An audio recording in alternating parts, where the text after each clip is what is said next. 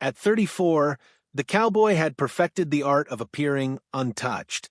On the wide, snow-brushed plains beyond his ranch house, men spoke his name with respect. He owned more land than anyone for miles, bred the strongest horses, and negotiated cattle deals with a calm authority that never wavered. His house stood solid against the winter wind, large, warm, built from the kind of money that proved a man had succeeded. Yet inside him, something had remained unfinished, like a room in the house he never allowed anyone to enter. The storm rolled in just after sundown. By nightfall, the wind howled across the open land, dragging sheets of ice through the darkness. Snow slammed against the windows in restless waves, rattling the glass. He stood near the stone fireplace, one hand resting on the mantel, watching the world disappear into white chaos. Storms didn't bother him. He had ridden through worse. He respected nature, endured it, survived it. Survival had always been simpler than feeling. The ranch hands had left earlier for their cabins. He preferred the main house alone at night. Silence suited him. Silence didn't ask questions about the past. He poured himself a cup of black coffee instead of whiskey. He disliked the way alcohol loosened memory. Outside, the wind sharpened, screaming low and wild across the plains. It reminded him of another winter years ago, before the wealth, before the expansion, before he learned how to turn his heart into something disciplined and quiet. A sudden knock shattered the rhythm of the storm. He froze. No one would be riding in weather like this unless they were desperate or foolish. The knock came again, weaker this time, almost swallowed by the wind. He set his cup down slowly and crossed the wooden floor, boots heavy against the boards. When he opened the door, the storm burst inward in a spray of snow and frozen air. And there she stood. For a second, the world narrowed to the faint lantern light catching her face. She was thinner than he remembered, her coat too light for the storm, dark hair whipped across pale cheeks flushed from cold. Snow clung to her lashes. Her lips trembled, not from fear alone. He recognized her instantly. Years had passed, but time had not erased the shape of her eyes, nor the quiet strength beneath them. She had once been the only softness in his life, the only person who could make him forget ambition and expectation. Seeing her now felt like stepping into a memory he had buried with deliberate care. But his face did not change. Yes, his voice was steady, controlled. For a flicker of a moment, confusion crossed her features. She had expected something: shock, anger, warmth. Not this. I'm sorry, she said, her voice nearly stolen by the wind. My wagon lost a wheel about a mile back. I couldn't make it to town. I saw the lights. He studied her as if she were a stranger. You can come in until the storm settles, he replied, evenly stepping aside. She hesitated, only half a second before crossing the threshold. The door shut behind her, sealing the storm outside, though the echo of it lingered in the room. Up close, the years were clearer. She was 26 now, no longer the bright, fearless girl who once ran barefoot through summer grass. Hardship had carved subtle shadows beneath her eyes, but she was still breathtaking, not in the polished way of women he'd met at business gatherings, but in the real way that caught in his chest and refused to let go. He moved toward the fire. You can warm yourself there. Thank you, she murmured. Her gaze lingered on him, searching. He felt it like heat against his skin. She knew him too well. She could read silence. She always had. He refused to meet her eyes. Years ago, they had stood in this very room arguing about dreams. He had wanted expansion, reputation, power. She had wanted simplicity, love without pride. Words had sharpened. Accusations had followed. He had told her she didn't understand what it took to build something lasting. She had told him she didn't want to lose him to ambition. Neither had apologized. By morning, she had been gone. He had told himself she chose to leave, that she didn't believe in him enough to stay. Pride had made it easier to let her walk away than to admit he was afraid of needing her more than success. Now she stood by his fire like a traveler passing through. He pulled a thick wool blanket from a nearby chair and held it out to her. This will help. Her fingers brushed his as she took it. The contact was brief, but it struck like lightning. His jaw tightened. He stepped back immediately. "Have you eaten?" he asked, tone neutral. She shook her head. Without another word, he moved to the kitchen area. He sliced bread, ladled stew into a bowl, movements precise and efficient. Carrying through action had always been easier than speaking. She watched him quietly. "You've done well," she said after a moment, glancing around the expanded room, the polished beams, the sturdy furniture. "The ranch." "It's grown," he replied shortly. "I always knew it would." Something fragile hid inside her voice. Admiration, maybe regret. He set the bowl in front of her. "Eat."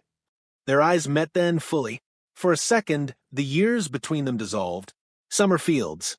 Shared laughter. The first time he had held her hand under a sky full of stars. The promise he had almost made. He looked away first. Outside, the wind howled louder, rattling the shutters as if demanding entry. Snow piled high against the windows. The storm showed no sign of mercy. Inside, the silence grew heavy. "I never thought I'd see you again," she said softly. He forced his features into calm indifference. "People move on." The words felt like frost in his mouth. Her gaze dropped, but he noticed the way her shoulders stiffened as though bracing against more than cold. He turned back to the fire, hiding the tremor in his hands. Because the truth was unbearable in its simplicity. He had recognized her the moment she stepped into the stormlight, and he had never, not for a single day, truly moved on. The storm did not weaken with the night. By morning, the world beyond the ranch house had vanished entirely. Snow swallowed the fences, buried the path to the barns, and pressed thick and white against every window. Wind roared without pause, a living thing clawing at wood and glass. The sky remained a bruised gray, offering no hint of dawn. He had slept little. From the worn leather chair near the fireplace, he had watched the flames shrink and flare while she rested on the settee beneath his mother's quilt. Even in sleep, she seemed guarded, one hand curled into the blanket as if afraid something might be taken from her again. When she stirred, he rose immediately and turned away, pretending to busy himself with the stove. "The storm?" she asked quietly. "Worse," he replied.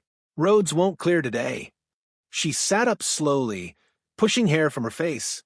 "Then I should try to reach my wagon before it's buried completely." He turned, sharper than intended. "You'll freeze before you make it halfway." A flicker of defiance sparked in her eyes, the same stubborn courage that once challenged him in summer fields. "I've handled worse." "You don't have to prove anything," he said, voice tightening. Silence stretched between them. Years ago, silence had been their enemy. It had grown where apologies should have lived. She stood anyway, pulling on her boots. "I can't keep relying on your kindness." "My kindness," he repeated almost bitterly. "Is that what you think this is?" She paused, meeting his gaze fully now. "I don't know what it is. You barely look at me." The accusation struck clean and precise. He moved past her toward the door. "I'll check the barn roof. Wind's shifting." He stepped into the storm before she could answer. The cold hit like a blade. Snow whipped across his face, stealing breath. He welcomed it.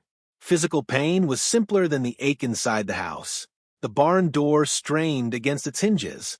A section of the roof rattled violently.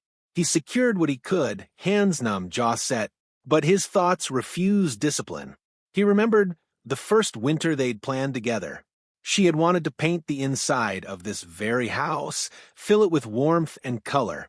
He had laughed, told her ranch houses didn't need softness. She had told him even strong walls deserved light.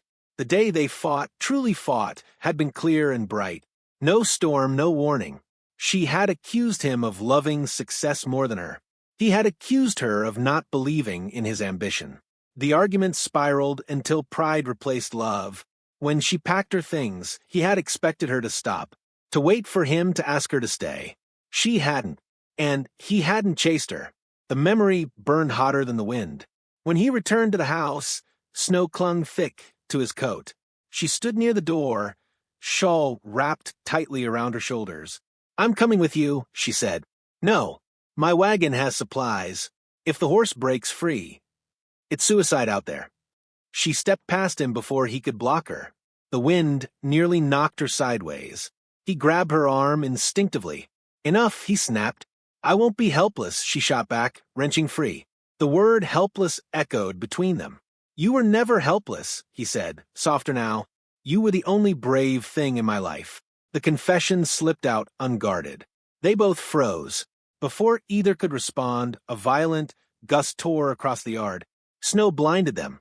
She stumbled forward, trying to shield her face, but her footing failed. Ice hid beneath the fresh powder. He watched in horror as she fell hard against the drift. Her attempt to rise lasted only seconds before the wind crushed her effort. Then she collapsed fully, swallowed by white. Something inside him shattered. He ran. The storm clawed at him, but he forced his way forward, shouting her name for the first time in years. It tore from his chest raw and desperate. He dropped to his knees beside her, brushing snow from her face. Her skin was pale, lips tinged blue. Don't you dare, he breathed, lifting her into his arms. She felt too light. Every step back to the house felt endless. He kicked the door shut behind him and carried her straight to the hearth, lowering her gently onto the rug. His hands trembled as he stripped off her frozen gloves, rubbing warmth back into her fingers. Stay with me, he whispered. He fed wood into the fire, ignoring the sting in his own skin. He wrapped blankets around her, pulled her close despite her damp clothes. Fear overwhelmed pride completely. I knew it was you, he said hoarsely, brushing hair from her face. The second I opened that door. His voice broke. I thought you didn't need me anymore. Her lashes fluttered faintly. I built all this, he continued, gesturing vaguely toward the house. Every acre, every fence. And none of it mattered without you. But I convinced myself you chose a life without me. I told myself I wouldn't beg for someone who walked away. A tear slid down his cheek before he noticed it. I was wrong, he whispered. I was a coward. Her fingers twitched in his grip. I waited, she murmured weakly, eyes half opening. I waited for you to come after me. He stilled. I thought, I was holding you back, she breathed. You wanted more than this town. More than me. His chest tightened painfully. You were never less. You were the only reason any of it meant something. The storm outside roared at its fiercest, rattling the walls as if testing their strength. Inside, the truth settled heavy and undeniable. I was afraid, he admitted. Afraid you'd look at me the way you are now. Like I failed you. You failed yourself, she whispered, tears sliding into her hairline. We both did. He pressed his forehead gently against hers. No distance remained. No rehearsed control. I never stopped loving you, he said, steady despite the tremor beneath it. Not for a day. Her eyes closed briefly, then opened fully clearer now. Neither did I. Relief crashed through him with more force than the storm.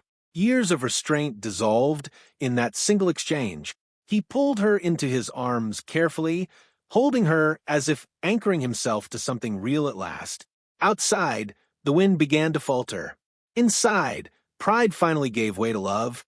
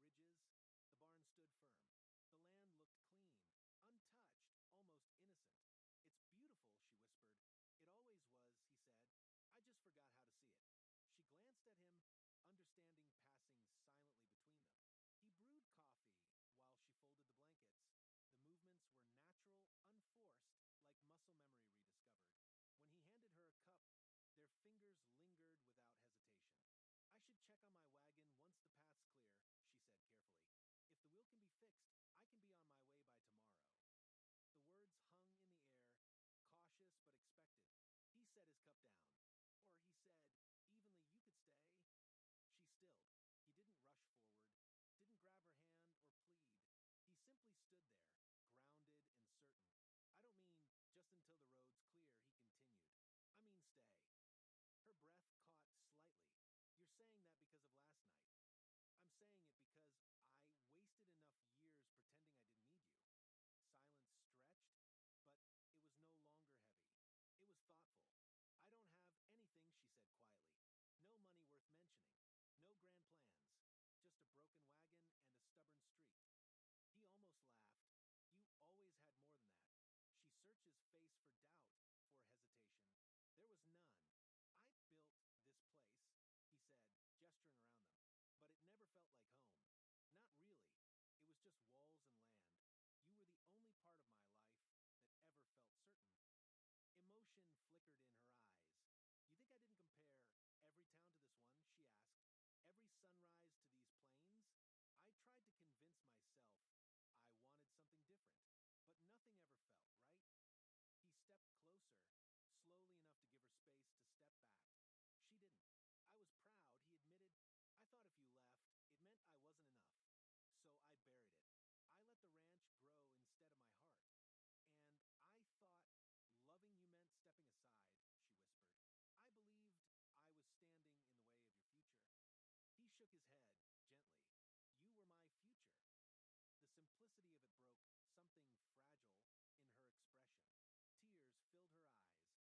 Cold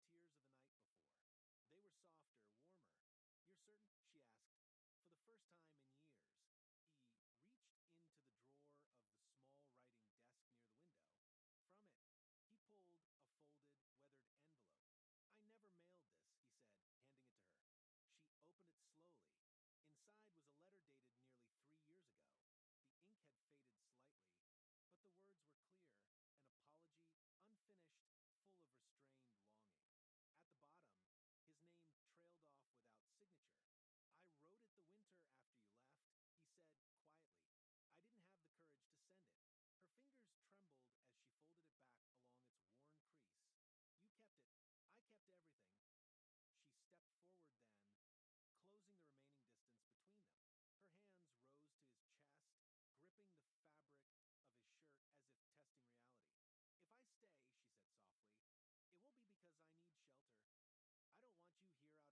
gentle compared to the night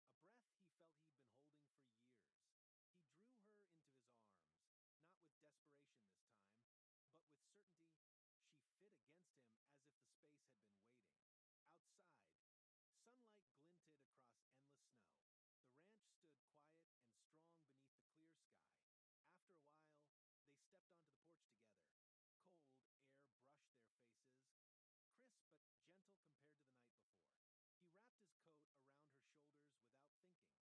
leaned into him naturally. The plains stretched wide and bright before them, unmarked